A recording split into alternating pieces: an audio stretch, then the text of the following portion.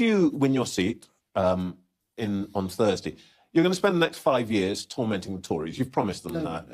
No, replacing them. Okay. Well, actually, that's the point. Replacing them. Is your aim to join up with them or to destroy? Is this a merger or a murder? No, they have destroyed themselves.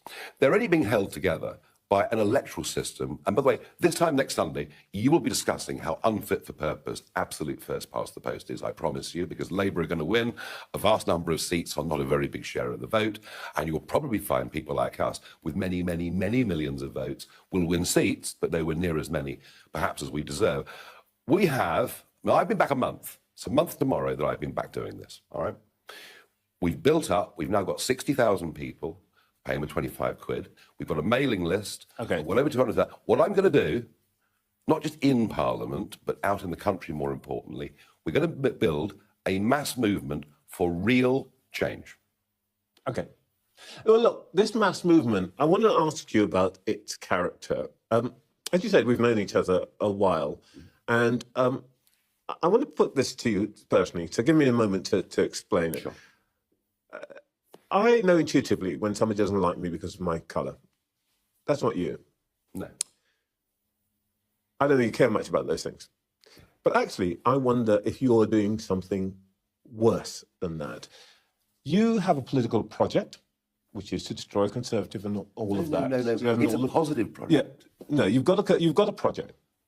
And you're prepared to use any means at all, including fanning the flames of prejudice, to advance that project, which is why you will turn a blind eye to people who use words like Paki, people who talk about gay people as degenerate. That is totally and utterly untrue. You damn well know, having known me for 20 years. My point is, not what's in your mind, it is what you are doing.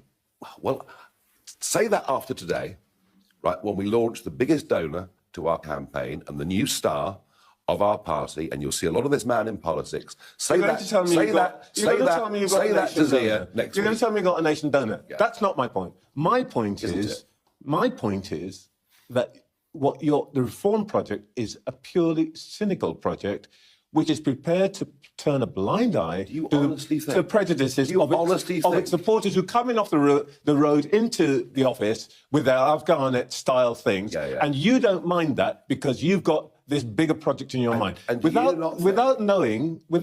without caring what it is doing to the sense of politics and the tenor of politics in this country. That's the accusation. I wonder how many Labour supporters and Conservative supporters I'm not talking to them, I'm talking about you. Views. No, but that's the point, isn't it? That's the point. You single me out for this. Yep. You wouldn't ask. By the way, this Afghanet figure said he was a member of the Conservative Party, so perhaps you better ask Oliver Dowden next time about that. Political parties attract all sorts of people. I always think politics brings out the best and the worst in people.